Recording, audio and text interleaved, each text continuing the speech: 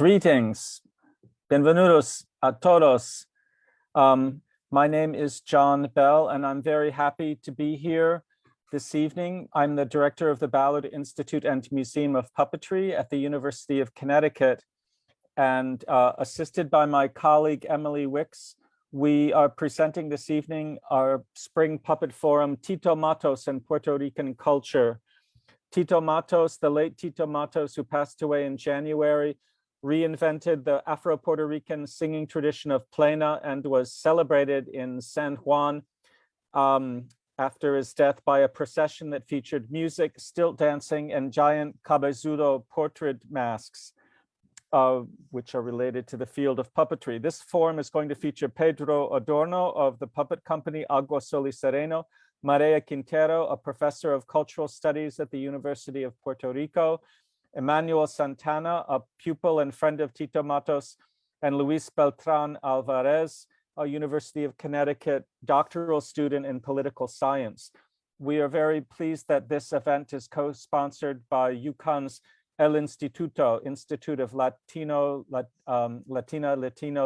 Caribbean, and Latin American Studies. Thank you for coming. I wanted to mention that as we get started, this presentation is in conjunction with our current exhibition, Hecho en Puerto Rico, 4 Generations of Puerto Rican Puppetry, which will be up at our museum in Storrs, Connecticut through June 11th. So there's a whole month that you have to come to Connecticut and see this amazing exhibition curated by Dr. Manuel Moran of Teatro Sea and Deborah Hunt of Mask Hunt Productions in San Juan, Puerto Rico. My colleague Emily Wicks is posting some links about the exhibition, and you can see more photos of the exhibit on our Facebook page. Please come and see it. It's one of the most exciting exhibits we've ever done. I wanted to mention other Ballard Institute events.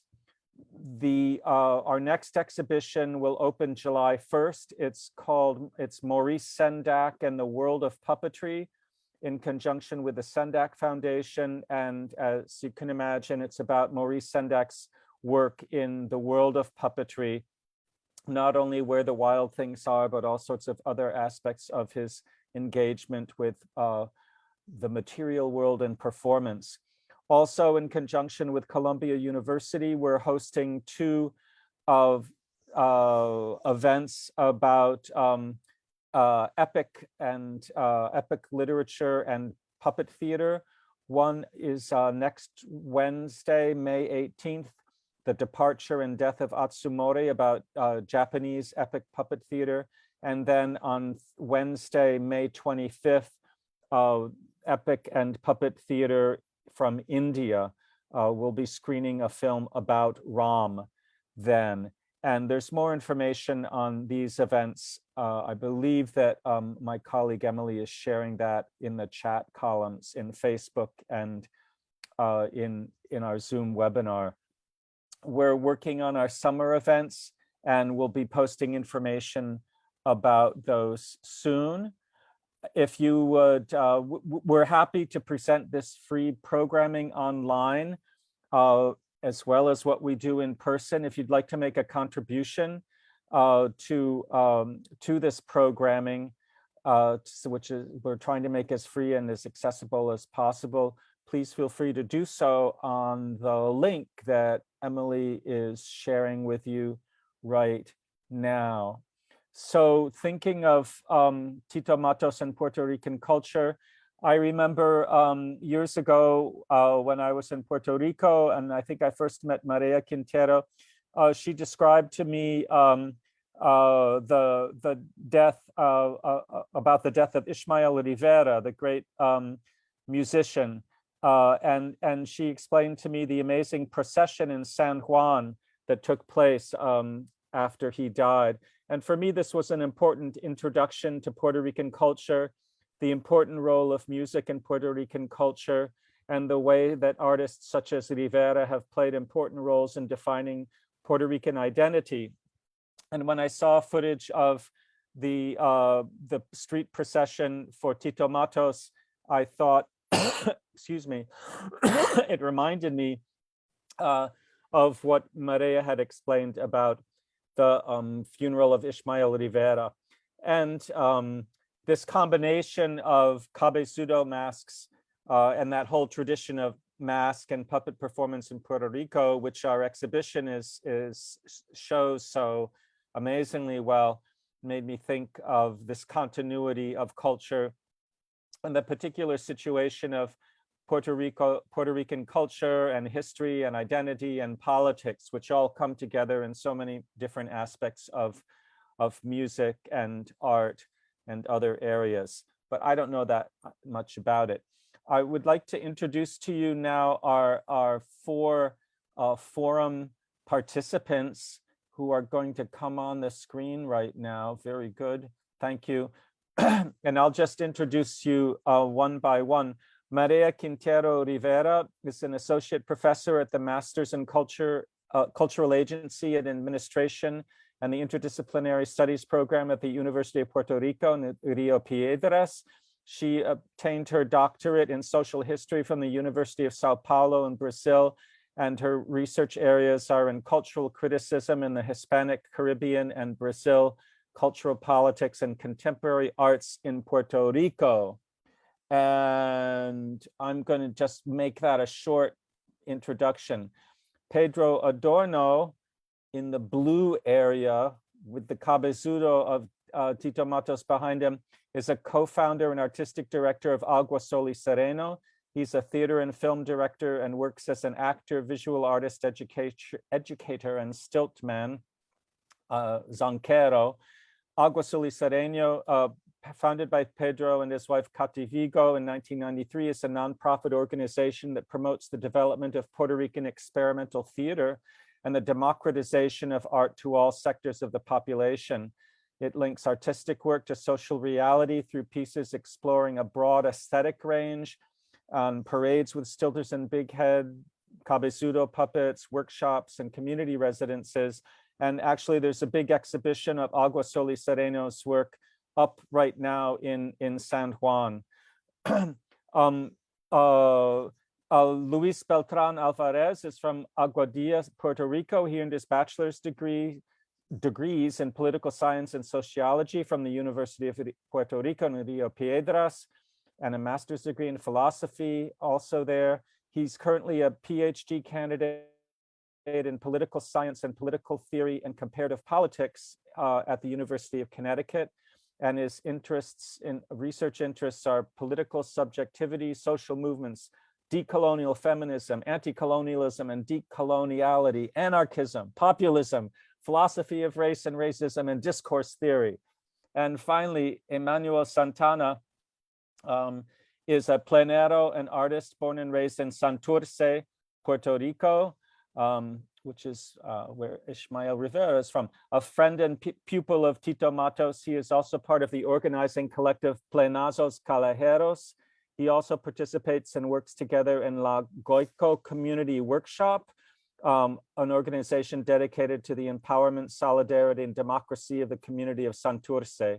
La Goico's primary focus is education, culture, and health programs via the empowerment of the community. So welcome to you all. It's very exciting that you're all here, and we really appreciate your taking part.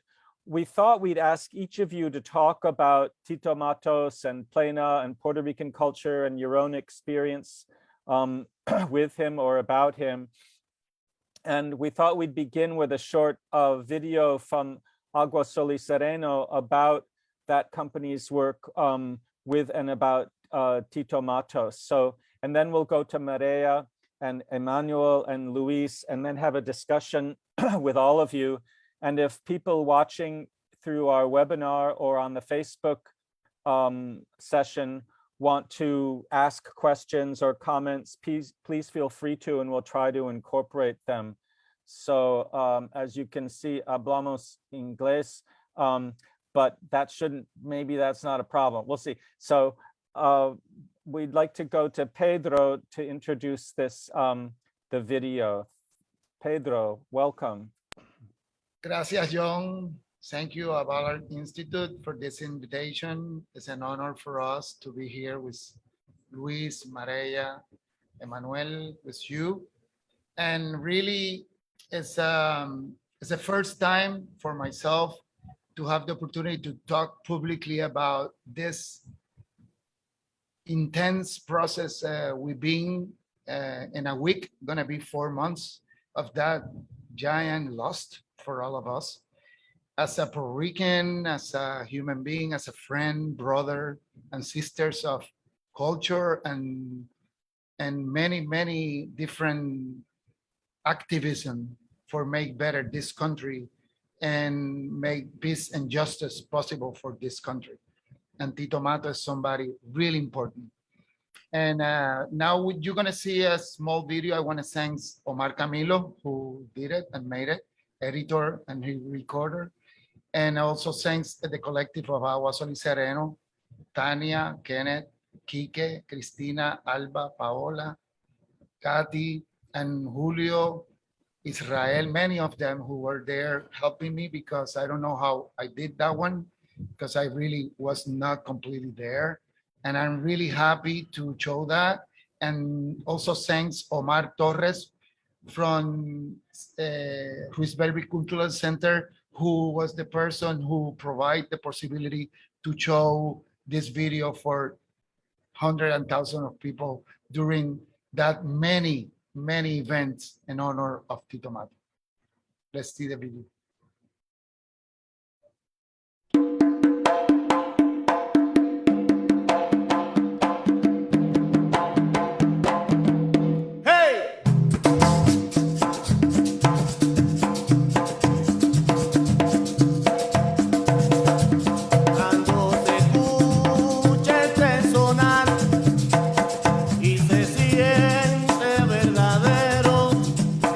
La fama, ni el dinero.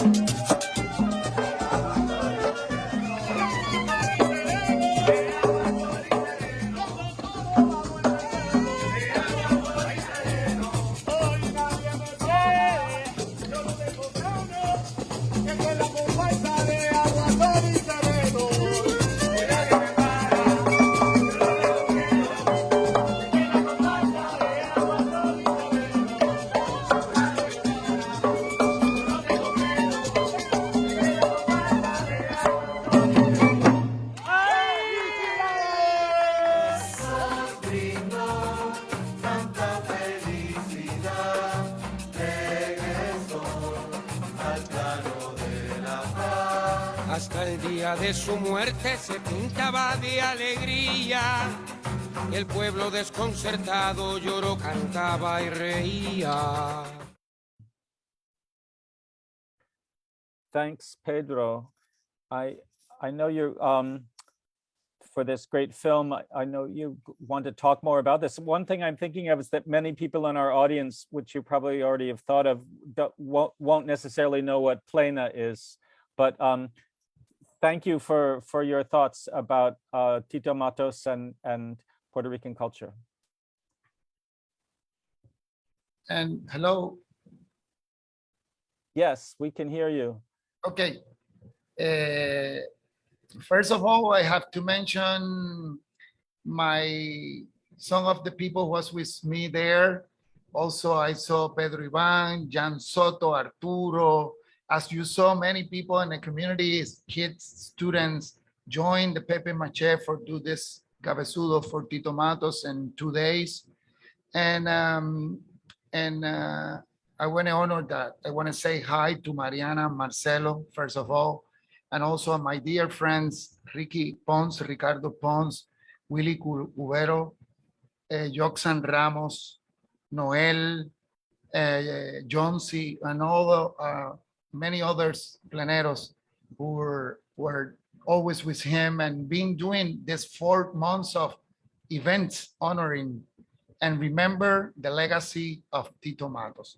I want to start first saying my relationship with Plena come from my neighborhood, you know, and where I grew up in Santa Juanita, always was a rumba in a corner. Sometimes was congas, sometimes was panderos, Plena, and that's the way we relate to singing together. And also Plena always was the place where we want to express what we feel about our reality. We used to call our music newspaper. And the first time I heard about Tito Matos was in the 90s. And Tito and me, we don't knew each other by chance. He was going to New York and I was coming back from Bread and Puppet, and we miss each other. We hear about it. And finally in 96 or 97, I think it was 97, 98, I was invited to an event in New York with Michael Romanichin. We were building Los Caballitos en el Centro Clemente Soto Vélez. It was a puppet theater. And finally I met Tito Matos. And you can imagine when we met each other, was explosive because we got many things in common. And I want to try to pointing out some of them. The first one is a strong commitment where culture and art and contemporary art have to be rooted in our Afro-Caribbean tradition. And that's the first one. For Tito and me, never we got to doubt our art, our music, our lyrics, our ideas, our way to activism in terms of politics or culture have to be rooted in our tradition, not because we have to do as a responsibility, as a heavy responsibility. No, was because we were really pleneros, cocolos, salseros. We were people who really believe and feel that music and that culture in our body. That's the first thing. And the second thing was how develop a project, in our case, with our collective, Agua Sol y Sereno, a theater project with puppet, with stilts, with outdoor spectacles, with indoors shows, collective dramaturgy, all that ideas, but always making a research, a historical research, and also try from that platform, go and do a jump to our proposal, our new way to do art. And Tito Matos, next to also Ricardo Pons, he always, en Viento de Agua, they were really commit themselves to the history and also to this research and study our masters, our poetry, our writers, our history, and also try to find a way to emancipate ourselves.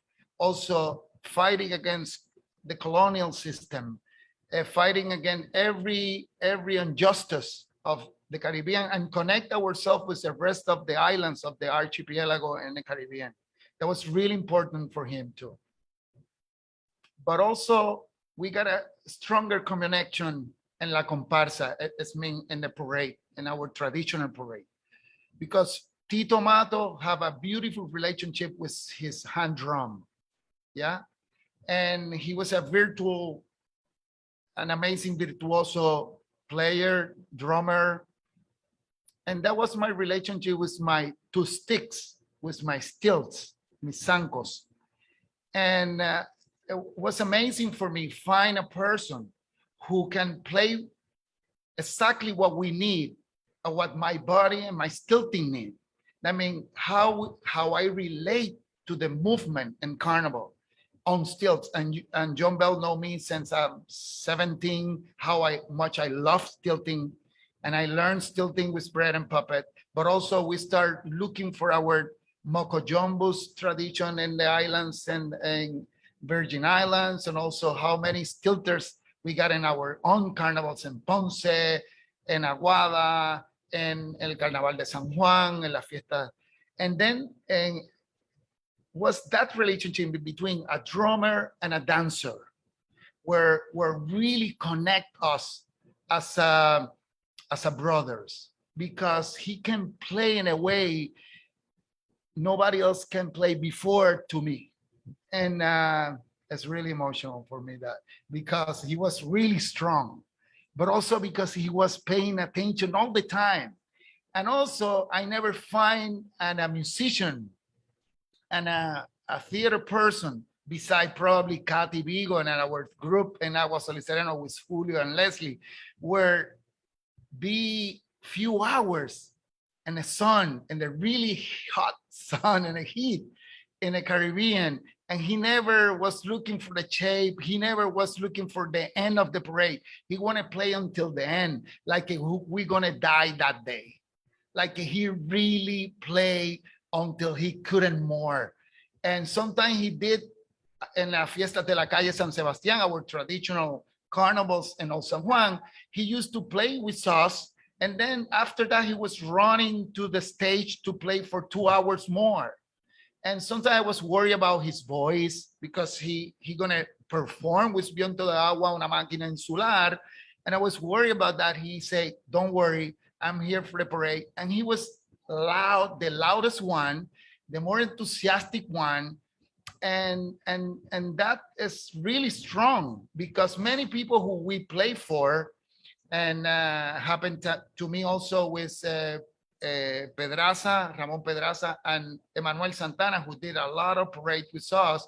But that spirit to keep the enthusiasm and the inclusive, including the audience, like part of the event, he, as Agua Sol y Sereno and Tito Matos and Viento de Agua, Máquina Insular, we never make a division in between our audience and the artist. For us, was more important the street, the corner, the sidewalk than the stage. We respect the stage and theaters and giant jazz festivals or big events as we respect the street. And that was a connection. You know, Tito and me, he loved to talk about these things, because Tito was an amazing, he did an amazing pedagogy, always talking about educate others and learn, making questions. He was a researcher, yeah. And we talk a lot how Agua Sol y Sereno have the same connections in theater and the plenazos, where the people, we don't do a division in that. Audience participation is the most important thing, people, yeah. And in the end, I want to say also, Tito Matos believe in collaboration and collective. We believe in communities. It's completely different do a urban art as a citizen and live a city But when we come from tribes, when we come from aldeas, from communities, we don't have this idea of develop. We don't develop nothing. We are family from the sense since the first day. And we, or you are part of the thing, you are part of the family, or you are out. Because it's something about trustees. It's something about confidences. It's something about how we connect to each other. And I think that collaboration, that way to where he are connected Viento de Agua with jazz, contemporary jazz music, plena, bomba, salsa, different Caribbean rhythms. And that way where each musician have the opportunity to share their harmonic, melodic ideas and their solos, or percussion ideas and their solos. And that's the same way collective creation happen when we do a choreography, or when every actress and actor is responsible to bring and make their own character in a play. I mean, it's a really strong connection. And I don't know how much time I got, but I want to really say, Tito Matos, as you say, we say goodbye to many, we honor many pleneros and important people from this culture in this town. And Tito was, he always was there with his drums. And he was always on call. If if we got on a strike, if we got a protest, if we got an event at the street, as you saw in a video, to defend our beaches and the landscape, because they want to destroy different places here with the Law 22, and people are doing gentrification and they want to build giant hotels in our beautiful island. Tito Matos was always on call. He was on duties all day long. Tito, vamos para allá. Yeah, I'm going to be there with my panderos. I'm going to call everyone, Joxan, Emmanuel, everyone, John C. And he always was in that. And that's the same spirit we got in Agua Sol y Sereno. Because in Agua Sol y Sereno, we got permanent group, almost 10 of us, but also we got 34, 38 of us who pass in the company, as happened with Bread and Puppet. They joined projects. They were there. And for sure, all of them were there when we say goodbye to Tito Matos. Thank you, Pedro, very much. Appreciate that. I appreciate how, in a way, emocionante it is, which I felt watching the video of the procession. We wanted to turn to Maria to talk about your sense of Tito Matos and Puerto Rican culture. Good evening. Thank you, John, for the invitation and for organizing this activity. It's very moving for us. I'm deeply honored to be here with Pedro, Emmanuel, and Luis. I met Tito many years ago, probably in the late 80s. We had a family relationship. So I was an admirer of his music for many years, and I enjoy a lot seeing him at the Fiestas de la Calle San Sebastián since I was, 14 or 15 years. And later, when I came back from Brazil and he came back from New York, we collaborated in different projects. And I also interviewed him a couple of times for a research I was doing on cultural policies around traditional music. So we had great conversations. And lately, in the last 2 years, I had the pleasure of having him as a student at our program, master program in cultural agency and administration.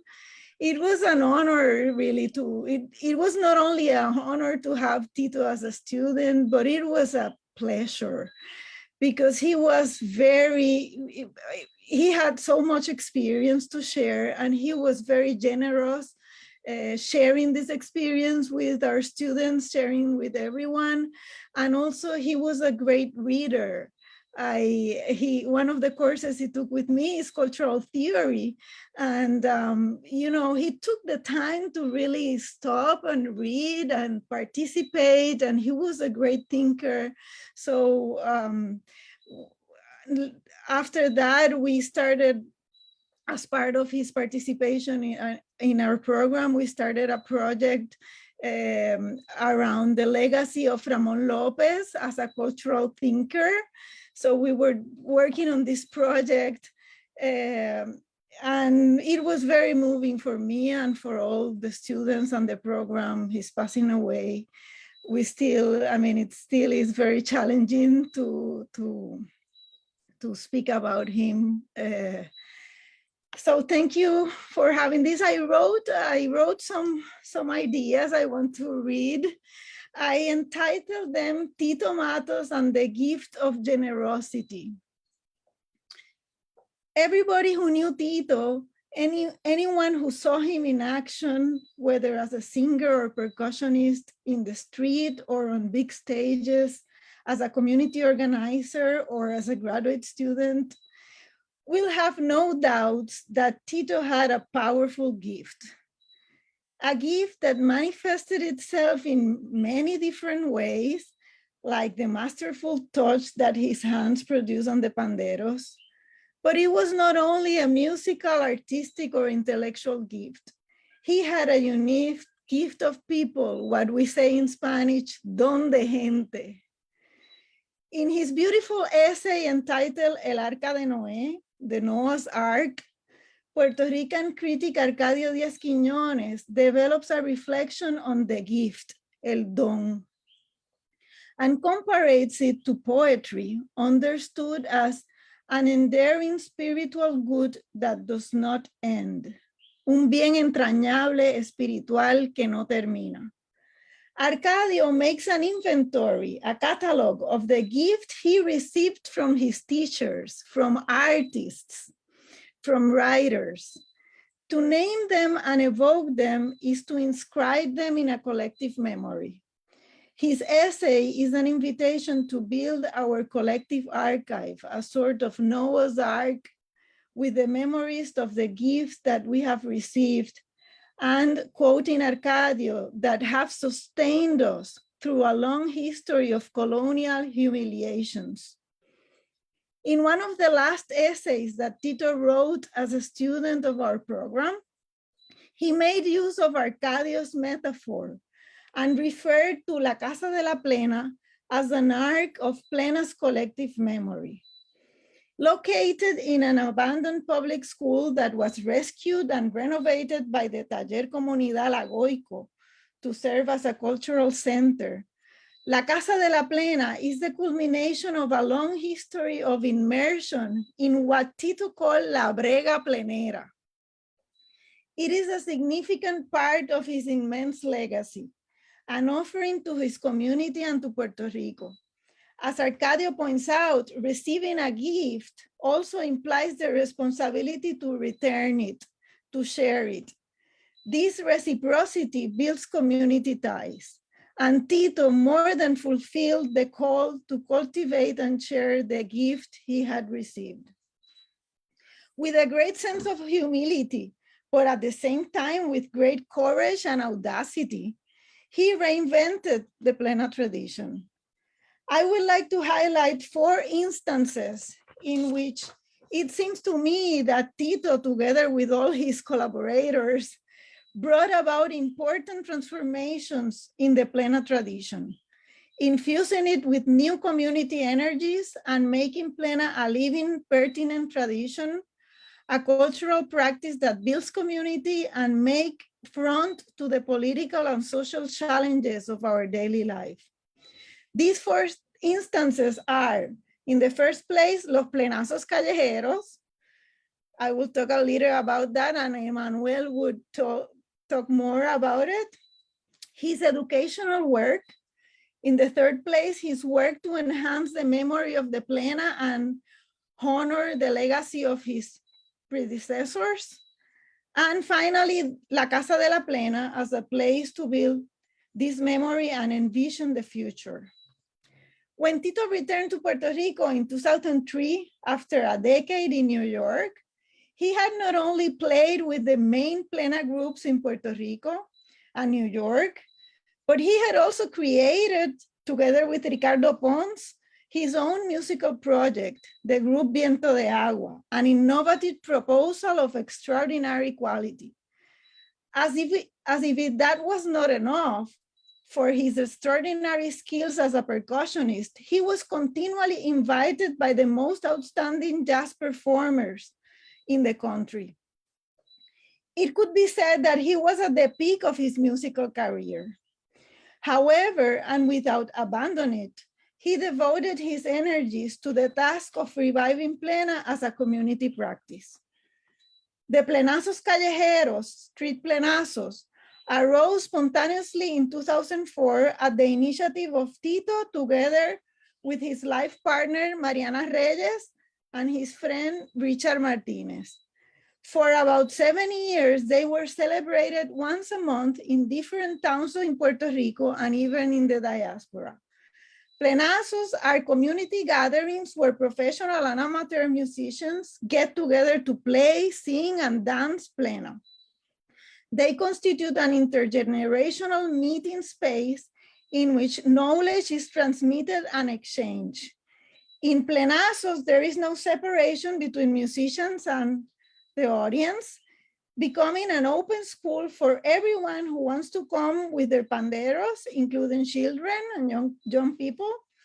The fact of being held in different parts of Puerto Rico allowed the participants to get to know different regional variants and broaden their repertoire of traditional songs.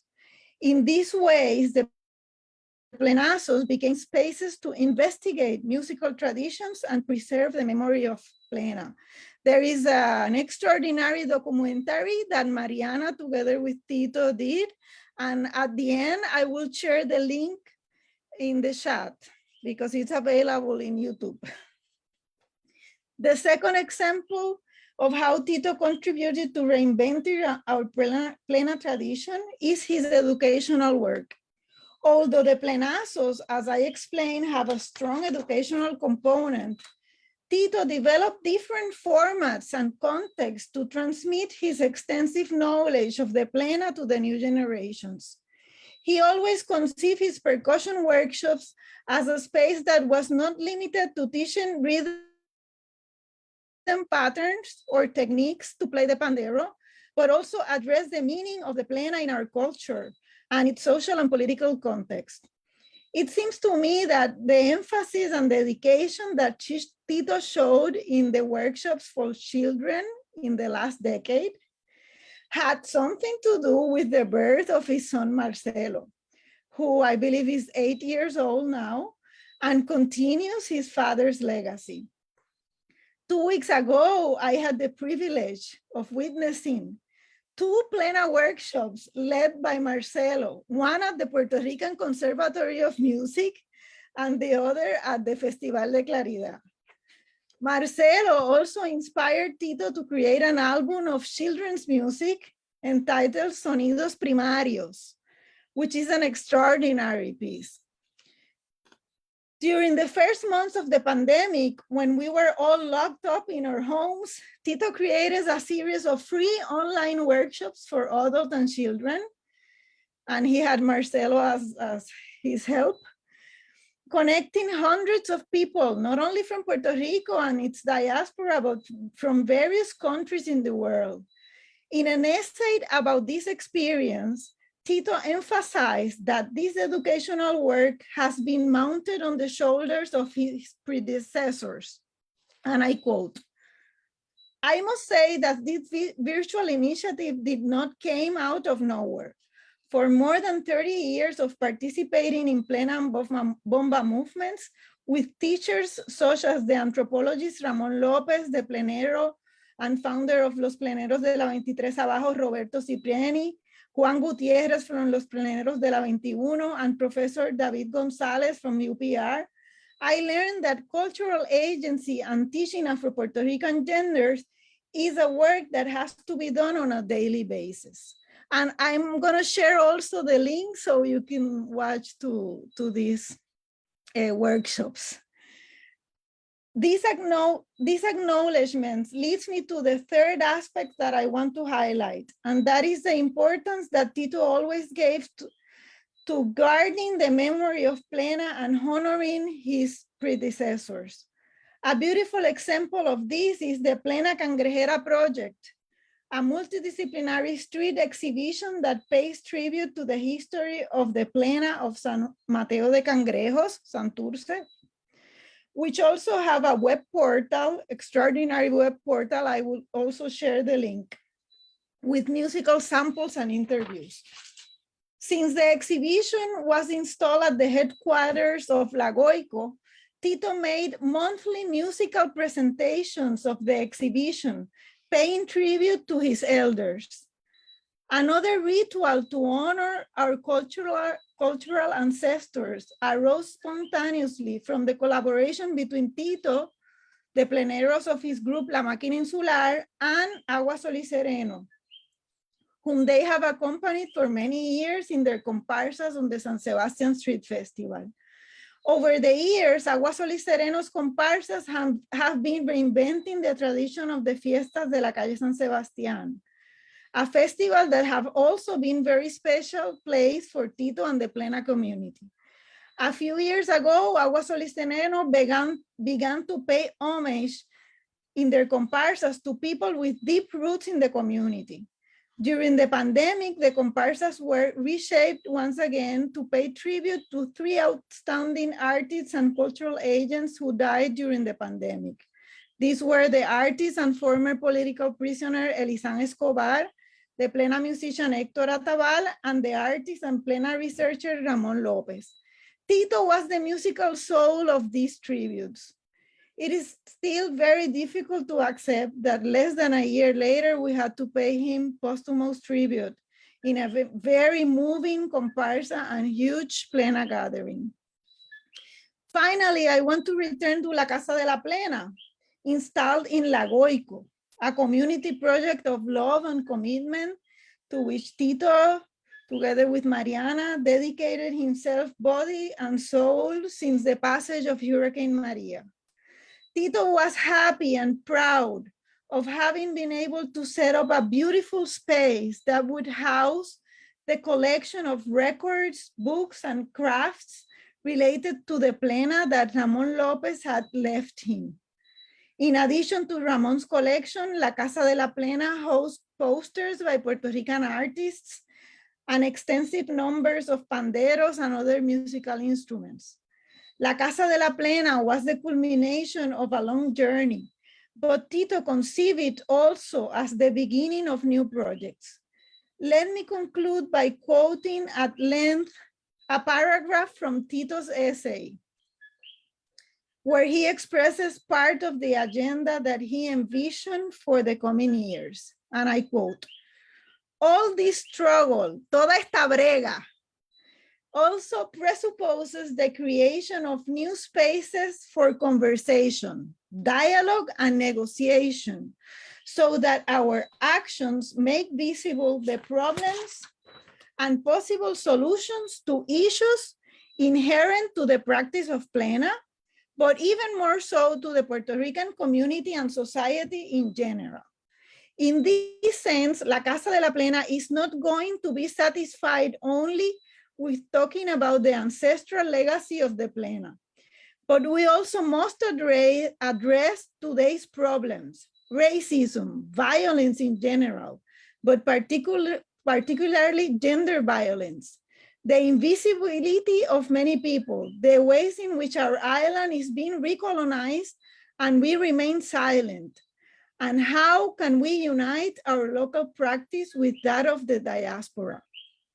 We must start a process of reflection to change many hegemonic and patriarchal patterns that we keep repeating. La Casa de la Plena should provide space of creation and negotiation in search of a more just and equitable Plena community and to find ways in which the Plena community can impact society in general. End of the quote. Thank you. I'm going to show some pictures.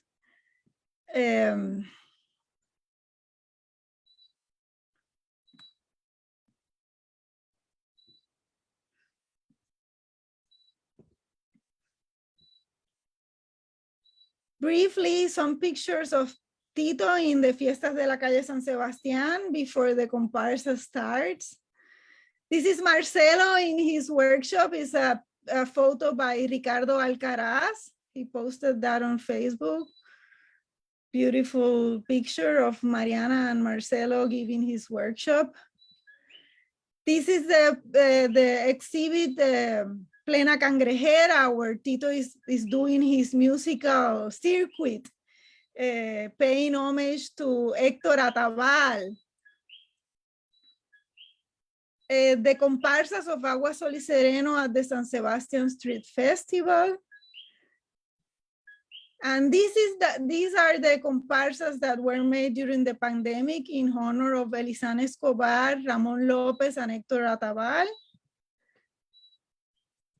And finally, this is a picture of La Casa de la Plena. This picture is by Humberto Figueroa, who posted that on Facebook. Thank you. Thank you so much, Maria. That was so much to think about for me, certainly, and I really appreciate the thought you put into this. Emmanuel, we wanted to turn to you and your thoughts about Tito Matos and Plena and Puerto Rican culture. Of course, John, thank you for the invitation. Good evening, everybody. Thanks to the Bar Institute. Thanks to Pedro, Maria, Luis, and everybody seeing this transmission.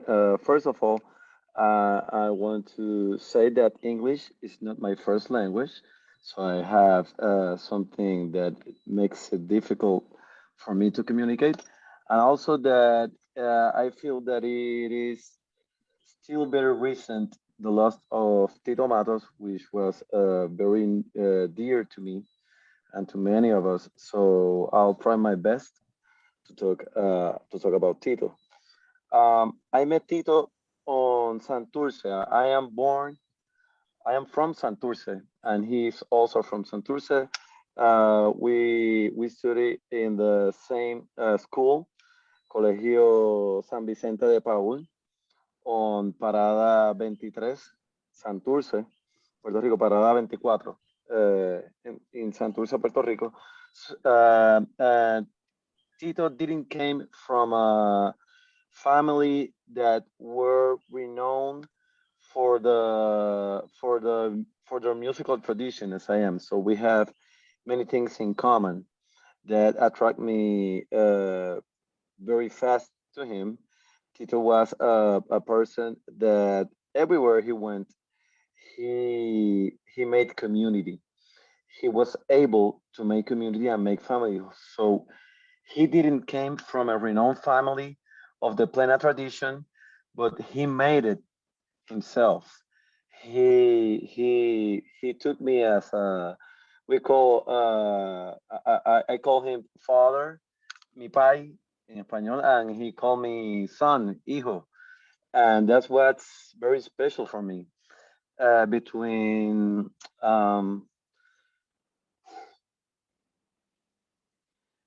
Ramon Lopez and Tito Matos, they were the two persons that made me feel proud to be a plenero, to be a practitioner of the Afro Puerto Rican music. They were both fighters for our political justice. We are a colony of the US, so they made it very clear that they were very unhappy about it, and made it clear wherever they stand and wherever they talk about Plena.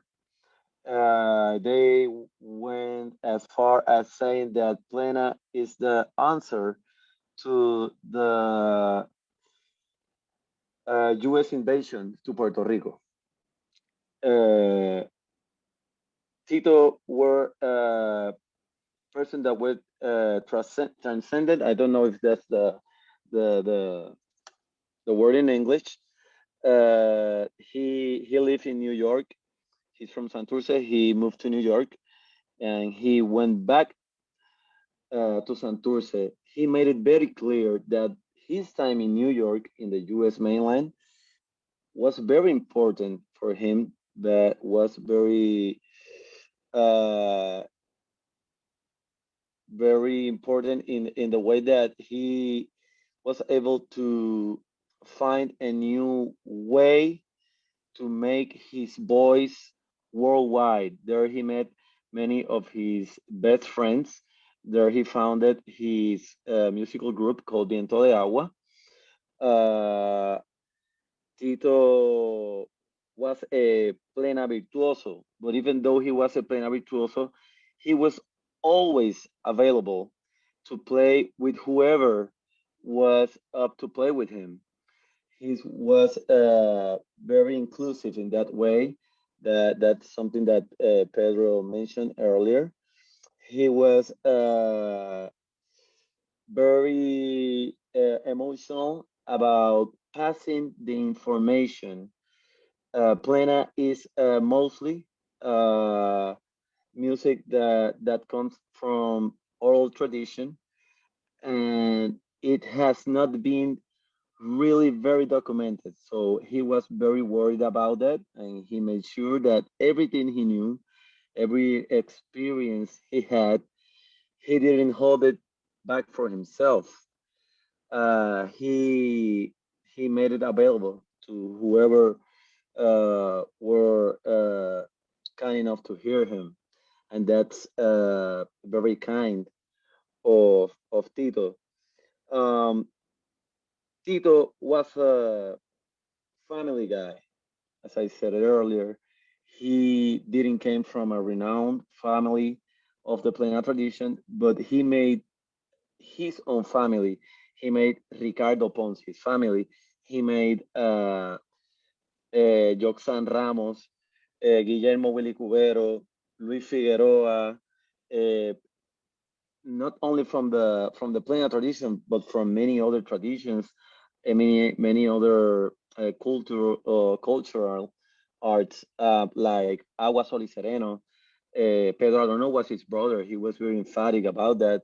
Um, uh, Tito was also a dancer.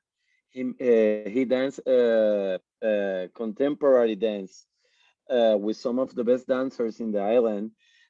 Tito was an engineer. Tito constructed things. Um, all of those things that he made in throughout his life, he was able to make everybody feel like those things that he made were the effort of everybody, even though they were mostly hymns. He made everybody feel like this is our effort, so let's celebrate what we did. Tito was able to do that all the time. That's why I think that many people that knew Tito talk about the time they met Tito, how special that time were, and they talk about how many similarities they have with Tito. Tito gave it all of the time. So you can either love him or hate him, but you won't be able to just ignore him. He was I don't know how to say contundente in English, but he was very strong. He had a very strong personality. That strong personality he used in a very positive way. Tito founded Viento de Agua. Tito founded La Máquina Insular. Tito founded eh, Plenazos Callejeros, and among many other things. Mariana said it publicly. The whole life of Tito Matos ended way too soon. We all know that he wanted to live more. There's no doubt about that. But La Casa de la Plena were his dream. He wanted to make sure that if you wanted to know about Plena, you could have a place where you can find it all. As Maria said, there in La Casa de la Plena, there's books, there's instruments, there's music, there's crafts, there's everything about Plena that you could probably know, and you can probably try to study. We are currently working on expanding his legacy with Ramon Lopez. Ramon Lopez heritage and Tito Matos heritage is at La Casa de la Plena. I am currently working at La Casa de la Plena. I feel very privileged about being there, and I also feel a great responsibility to take Tito work even further and try to put my work in it. I don't know if you have the photos I sent you. We can see them now. I try to be as brief as I can. Here's Tito at Modesto Cepeda's, which is one of the master of the tradition house that has something like La Casa de la Plena, but La Familia Cepeda is a very important family. It's a very renowned family for Plena and Bomba for Puerto Rican practices. And I'm there at the left. Right beside me is John C. Martinez, one of his dearest and closest friends. And right beside John C. there is Tito Matos playing with everybody there, being the most important plenero on the island. He didn't care about that. There was nobody that wasn't good enough for him to play. You wanted to play plena, he was up for it. Can we see any other photo? That's of the same activity. Can we see any other? The same activity again. That is me. I'm currently working on my projects. Tito Matos will always be an inspiration in everything I make about Plena, about Bomba, and about life in general.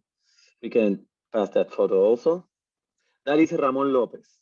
Ramon Lopez is a very important figure for Tito and for me, for both of us. He was an anthropologist, he was a poet, he was an historian, he was a plenero, he was a bombero, and he was also like a father figure for me. So I had the privilege of having Tito Matos and Ramon Lopez, two of the most important figures of Plena, teaching me not only how to do Plena, not only how to learn Plena, but also their position in life, uh, political, emotional, and whatever you want to think about.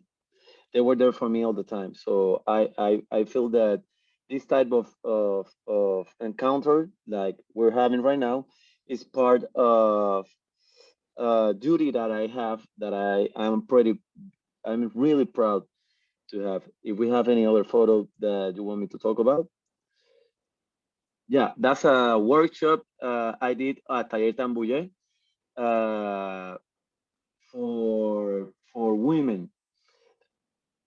Tito and Ramon, they were very emphatic in trying to make a feminist statement in Plena, which I think is a very important aspect of them both.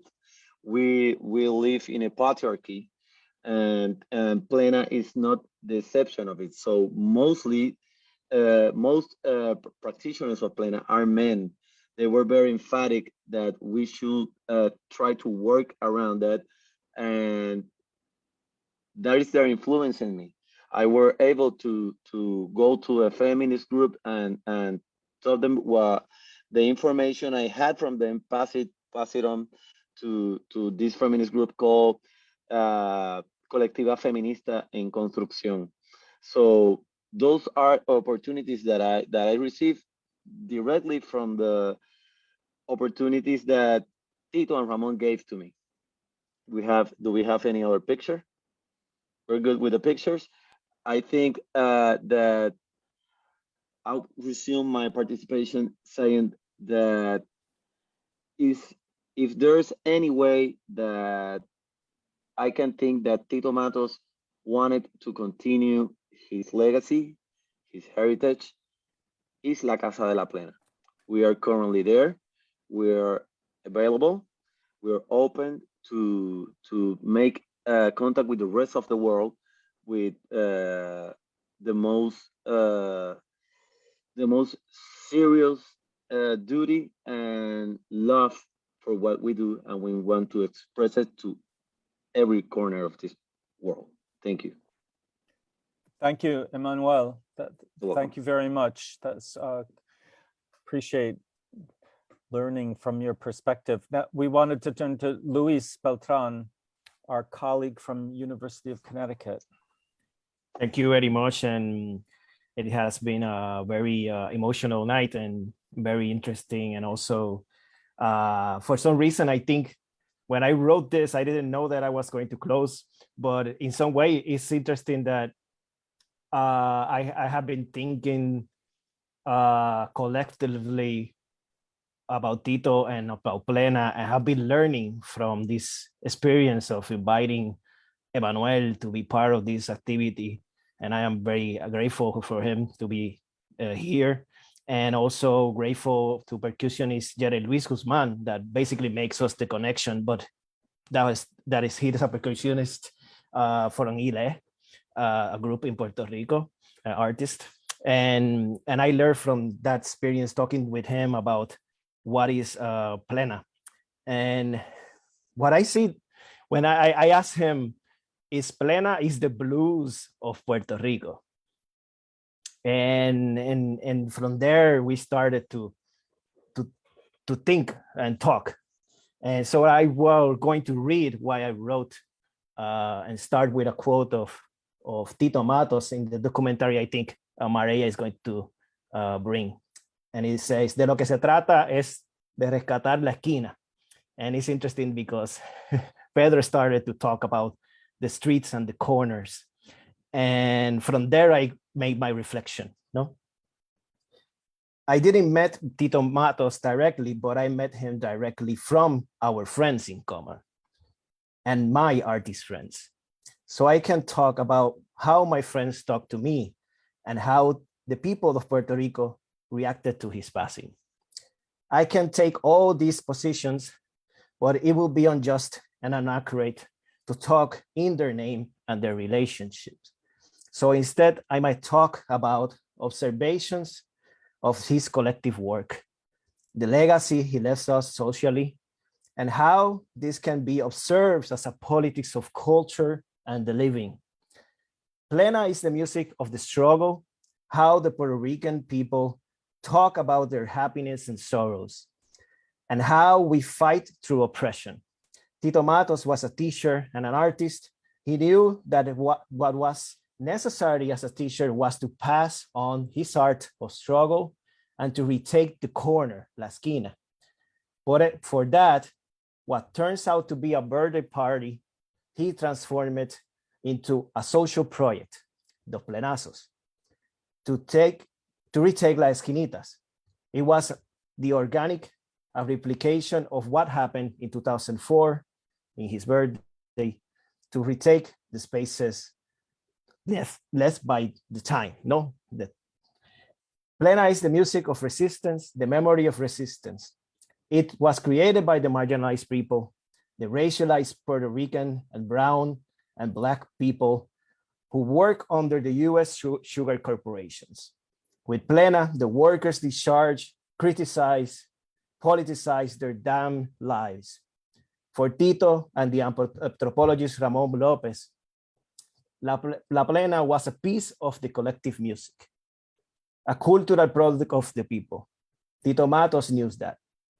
He expressed it well in his music. Los Plenazos was a retake of that praxis of getting together to talk about our lives and sorrows. From my experience as a student of the University of Puerto Rico, I can say that Plena was the sound of the struggle, what moved us through the march to the Puerto Rican Capitol Hill, or to take the financial district of San Juan, La Milla de Oro. Plena is the music of the struggle. To this day, the ways we encounter our Puerto Ricanness while fighting against systemic oppression, Tito Matos was one of those pleneros that moved the people in the struggles against privatization and dispossession. From there, a lot of love he built with people. From there, a lot of friends we have in common. Los Plenazos turns out to retake the esquinitas, and the memories of those maestros pleneros talk about them and organize music collectively. The ancestors were part of the continuous movement around the island. From plenazo to plenazo, their memories were shown in photos and remember where the plena came from and rebuild their legacy. He created a structure from which the singing of the struggle to the Puerto Rican can be retaken and re-elaborated. Some people will say that he is a cultural entrepreneur, but it is clear that what he did was a politics of culture. Tito Matos resembles all that Puerto Ricans are, a people that have survived and lived beyond colonialism. His legacy is part of the collective memory from where he taught us to take care, to love our people, and to use culture to get us together. The trails of struggle and love for Plena are the signs and tools that Tito Matos built for us to reproduce and work our way to being Puerto Ricans. In times of dispossession and continuous colonial exploitation, with our land being sold to tax havens millionaires, with the complete control of Congress imposed by the junta, the sound of the plena will always lead the way for our struggle. It is not an accident that Tito Matos participated in a song called Puerto Rico no se vende. Puerto Rico is not for sale. He led the way. Now is the time that we retake his lead and build new songs for our oncoming struggles. Plena is the soul of Puerto Rico, and Tito Matos guide us to recognize it. May his memory to be our struggle to be free. Thank you. Thank you, Luis. This has been a very profound discussion, and the depth of all of your thinking about Plena and Puerto Rican culture and the different historical, social, and political issues connected to it very much reminds me of our puppet exhibition Hecho en Puerto Rico, which includes, among other things, cabezudos from Agua Sol y Sereno. But what strikes me and what is very exciting to me about the exhibition is the way that puppetry in Puerto Rico, from what we see in Hecho en Puerto Rico, also reflects this combination of spirit and artistry and a willingness or necessity to think about issues of colonialism and exploitation and history, as well as the history of Afro-Caribbean culture and the different influences on Puerto Rico. So that has been a very rich experience for us at the Ballard Institute. I don't want to push the issue of puppetry and plena, although there it was in the video of the procession for Tito Matos with all of the cabezudos, and I appreciated that.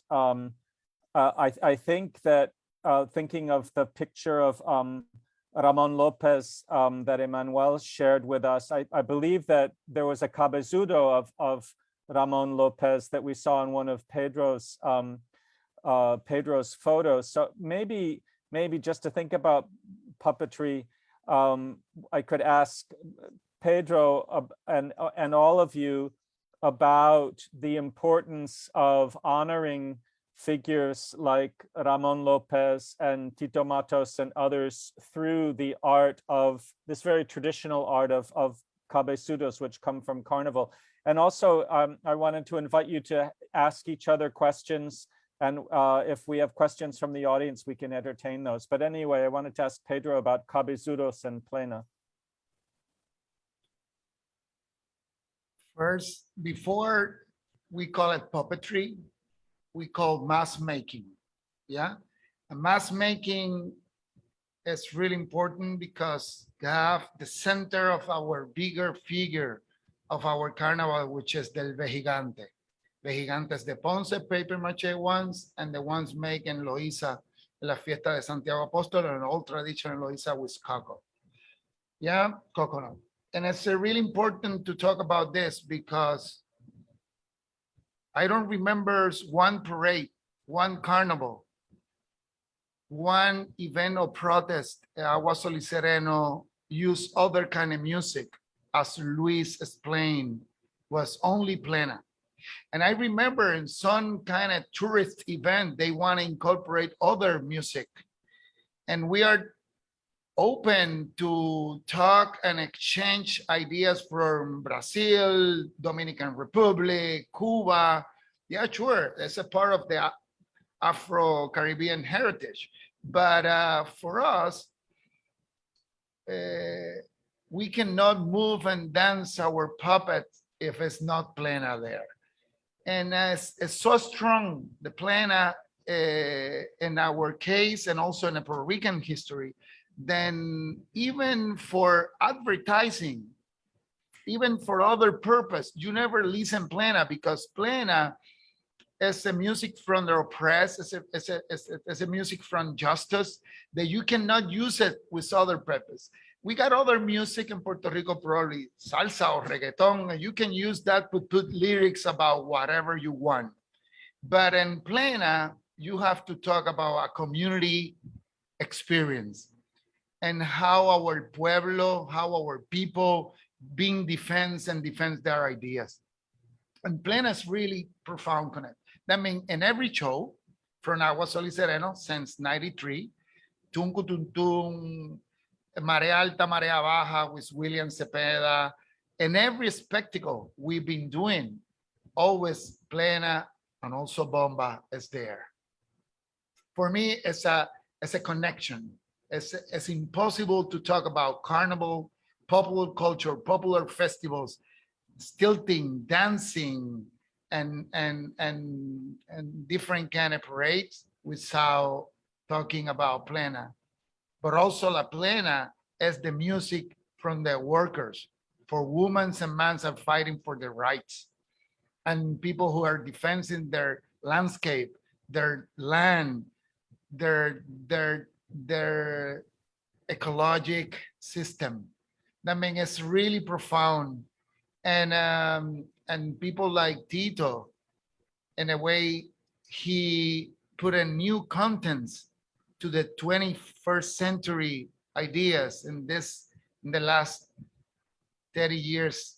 And also the strong connections in between plena and our diaspora. Every residency we do in Philadelphia, Connecticut, Cleveland, New York, always we have to play plena in our spectacles or bomba. We always have to do the parades. In Boston, everywhere we go, as with plena, we do our cabezudo. I mean, you can say the music of our Agua Sol y Sereno puppetry is always with plena. We can say that. And I want to say something else before, perdona, Emmanuel. I want to thank Tito. I want to end with this because Tito also embrace and help us in every parade and every protest as his commitment as a cultural and political activism. He really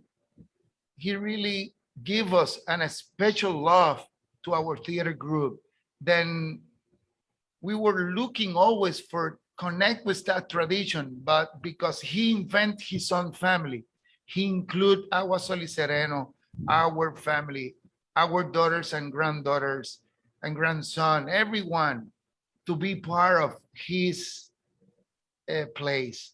And I wanna honor Mariana and Emmanuel and Marcelo and all of them for doing and give us hope about what's gonna be the future without him. Gracias, Tito. Gracias, Pedro. Rachel, mi amiga. I'm sorry. ¿Me oyen? Sí, creo que sí, ¿verdad? Ok. Mi amiga Rachel, un saludo con mucho cariño y mucho amor. Hi to Rachel that made a question about the political aspect of Tito, the anti-colonial, anti-debt Tito stance and the feminist stance of Tito. I talked about it a little bit when I spoke about Tito, but I can definitely talk more about it. Tito were very did a very important work, not just by himself. He made other pleneros and pleneras responsible to take the message that we are a U.S. colony, that we are military invaded, and he took a very serious stance about it. I can make a quick story about it. One of the things of being a colony is that you don't get to say to the world that you are a slave by the colonizer. So Tito, Mariana Reyes, Tito Kayak, and some other folks went to the Statue of Liberty and put the Puerto Rican flag in the face of the Statue of Liberty, and they were arrested for this. So this is the type of compromise that Tito had with his people, which he loved like a family every way. Tito was the plenero that he saw you two times. The third time he saw you, even if you were a man, that in our culture it is not very common. He kissed you. Every guy who knew him know this was real. So he was trying to fight the patriarchy in that way also. He used inclusive language. In Spanish, we have very patriarch language. So he made it important that we use an inclusive language. When we talk about pleneros, he told pleneras, pleneres. He recognized that as a very important thing. The way you can help continue this legacy from Tito definitely is at La Casa de la Plena Tito Matos, following La Casa de la Plena Tito Matos. There are some initiatives. You can send money, you can share its content, you can play its music. That's the way I think that Tito would like to be a sponsor. Thank you. Thanks, Emmanuel. A question I have, and again from lack of knowledge about the art of plena. My understanding is from things that you've all said is that Tito Matos, I think one of you said, brought plena into the 21st century. And I was wondering what kinds of innovations or changes exactly did he do? Was it about the language, the poetry used? Was it about the way the music sounds? What made his work so, I don't know if it's revolutionary, but what made it so important as a change in plena? I want to talk about that. I think that Tito was like, imagine to soul music James Brown, which was a very important soul music performer. Imagine that James Brown were on the street all the time playing with everybody. So you had a very huge figure from his music, sharing information, sharing his knowledge, sharing his talent with everybody, and his language, the sound of the music also, and his knowledge. He shared all that as a whole, and he made this platform that made it cool for everybody to share the information also. This is very repressed music from the work people, music from people with not many resources. And Tito transcended that. Tito played for Celine Dion, for example, and the next day he was in Santurce playing for people that was their first time seeing Plena. He was that type of guy. So which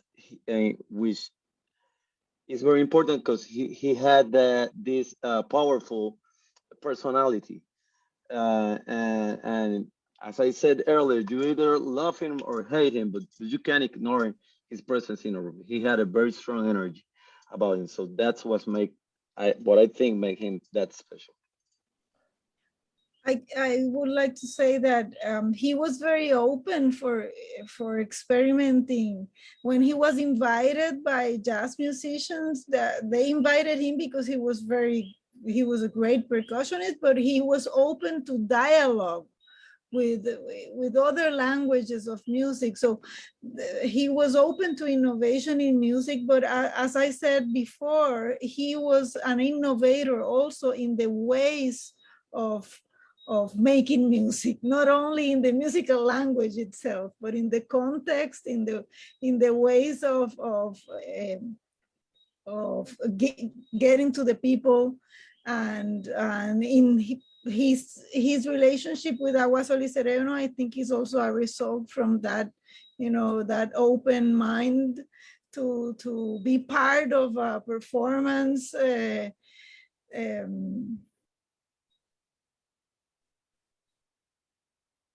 I was going to add of what John asked about the cabezudos, because in the University of Puerto Rico, when we struggle as students, there was also a group that's called Papel Machete.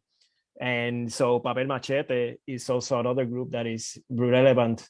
And they logically behind of Papel Machete, with Papel Machete, we have Plena when going to the Fortaleza where the governor live, or to the Capitol Hill. So it's a very common thing to see art directly linked to the Plena and to the struggle, but it's always in that link. Like it is a fighting song. No, it's a fighting song.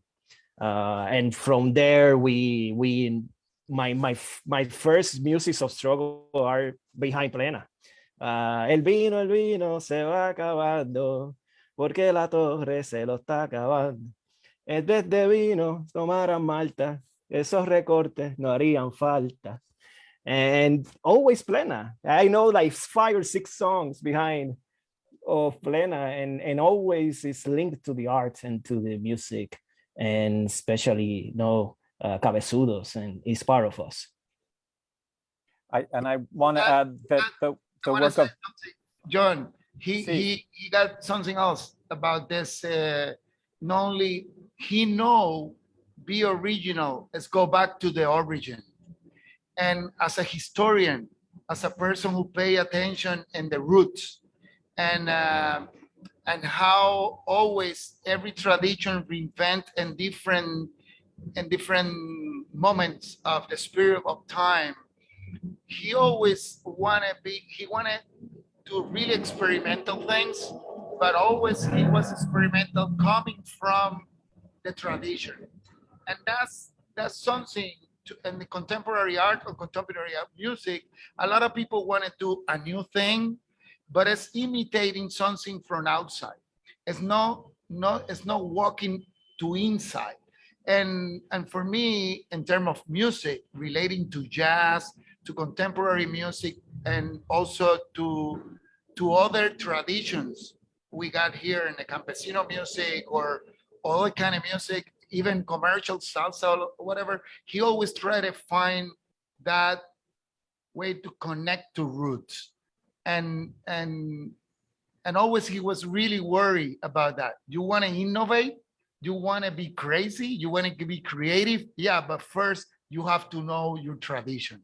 And that connection in between tradition and innovation is what for me, plus his amazing talent as a percussionist, and was really important.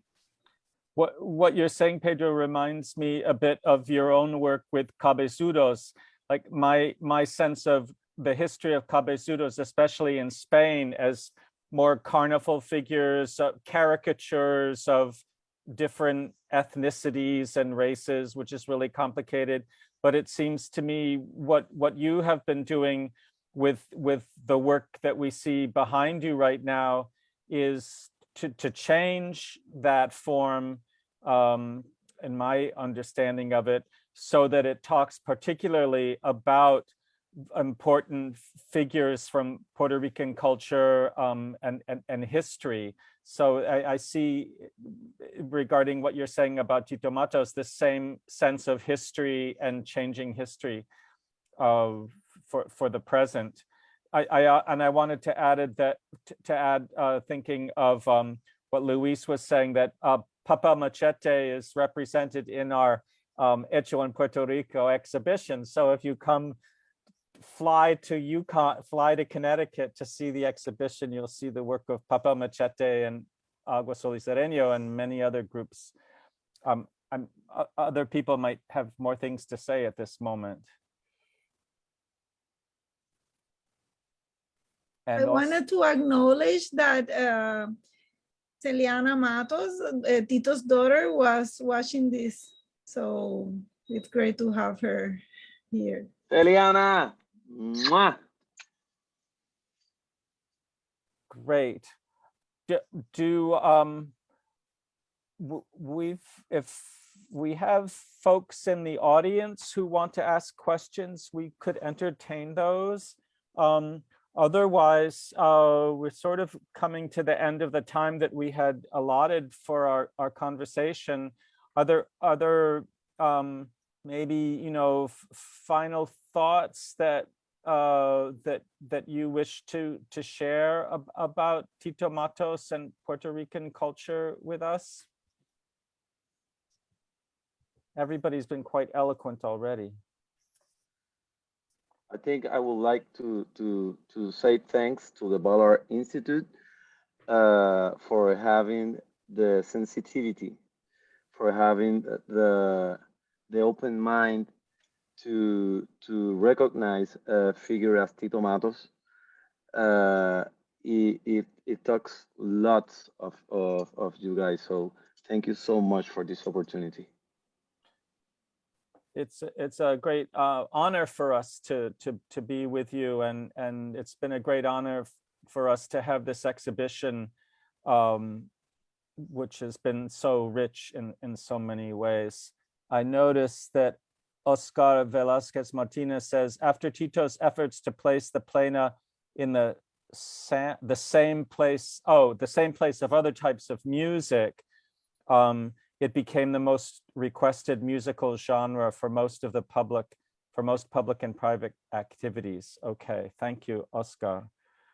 Okay, other thoughts? If not, I want to thank. Gracias, John. Gracias. Sí. Okay.